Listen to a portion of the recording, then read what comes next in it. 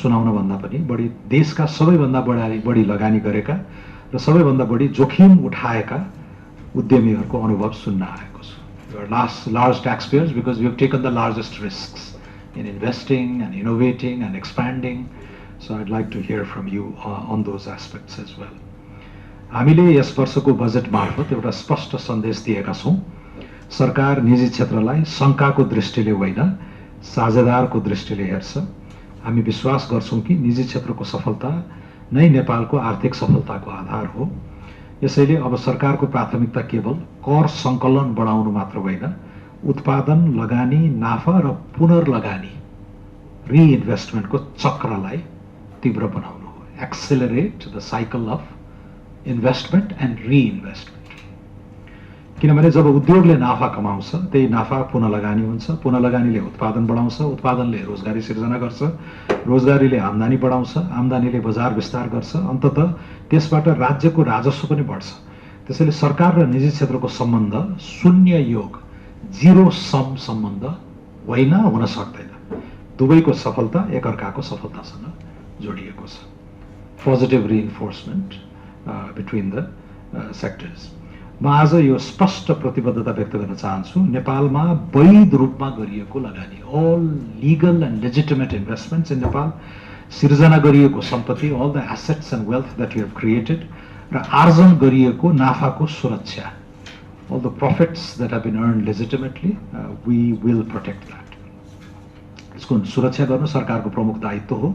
उद्यमीले आफ्नो सम्पत्ति सुरक्षित छ, नियम स्थिर छ, rules are predictable and stable, कर प्रणाली पूर्वानुमेय छ, ट्याक्स सिस्टम इज प्रेडिक्टेबल, र राज्य आफ्नो साझेदारको रूपमा उभिएको छ भन्ने विश्वास गर्न सक्नुपर्छ.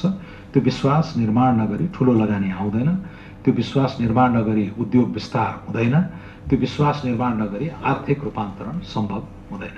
त्यसैले आज म यहाँहरूलाई एउटा स्पष्ट आग्रह गर्न चाहन्छु. नेपालमा अझ ठूलो लगानी गर्नुहोस्. Please invest further, please invest additionally, please reinvest, र भएका उद्योग विस्तार गर्नुहोस्. Expand your existing businesses, नयाँ उत्पादनमा प्रवेश गर्नुहोस्, नयाँ प्रविधि भित्र्याउनुहोस्, नयाँ रोजगारी सिर्जना गर्नुहोस्. सरकार तपाईहरुको साथमा उभिनेछ.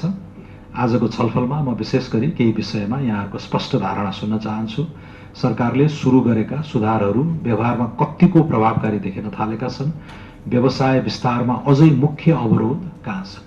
The budget tried to send a clear signal that we are turning a page. We want to be investment friendly, private sector friendly, friendly to foreign investment, friendly to diasporic investment, and through that, of course, excite our own domestic private sector. And for that, we are willing to take our risks on our own, on the government side, which you have seen from the unprecedented and generous amnesties that we've announced for you to clear your backlogs and start with a clean slate and all that, right? So कर प्रशासन, नियमन, जग्गा, land, ऊर्जा, श्रम, energy, labor, infrastructure, finance, exports, legal regimes, government procedures, तुरुन्तै सुधार गर्न सक्ने के हुन्? Immediately reformable sectors. सरकारले आगामी 6 महिनाभित्र गर्नुपर्ने सबैभन्दा महत्त्वपूर्ण निर्णयहरू के हुन सक्छन्?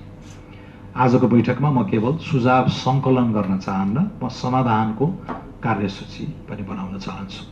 यहाँ उठेका प्रत्येक विषयको कार्यान्वयनका लागि सम्बन्धित मन्त्रालयसँग समयबद्ध समन्वय हुनेछ, in coordination with all the other ministries. अर्थ मन्त्रालयले यसका लागि रेस्पोन्स डेस्क मार्फत निरन्तर अनुगमन गर्नेछ. यो संवाद एक पटकको कार्यक्रम होइन, समस्या समाधान नभएसम्म यो श्रृङ्खला निरन्तर चल्नेछ. अन्त्यमा म एउटा कुरा विशेष रूपमा भन्न चाहन्छु. सरकारले कर तिर्नेलाई केवल राजस्वको स्रोतका रूपमा मात्र होइन, राष्ट्र निर्माणको साझेदारको रूपमा सम्मान गर्छ. नेपालमा इमानदारीपूर्वक कर तिर्ने संस्कृतिलाई उच्च सामाजिक सम्मान दिलाउनु सरकारको दायित्व पनि हो. हामी यसमा काम गर्दैछौँ. हामी यस्तो वातावरण निर्माण गर्न चाहन्छौँ जहाँ उद्योगी सफल हुँदा समाज गर्व गरोस्, लगानीकर्ता सुरक्षित महसुस गरोस्, करदाता सम्मानित होस् र युवा उद्यम गर्न प्रेरित होस्। यही विश्वासबाट हामी नेपाललाई लगानी मैत्री, व्यवसायी मैत्री र उत्पादनमुखी अर्थतन्त्र बनाउने अभियानमा अघि बढेका छौँ। सरकार र निजी क्षेत्र बीचको यो साझेदारीलाई अझ सुदृढ बनाऊ।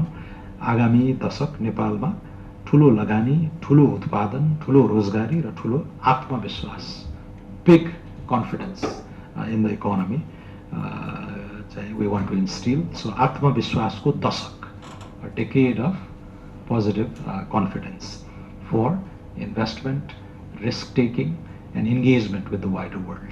सो यो छ हाम्रो भिजन। यसमा तपाईहरूले यसैको सेरोफेरोमा आफ्ना कुराहरू राखिदिनु होला।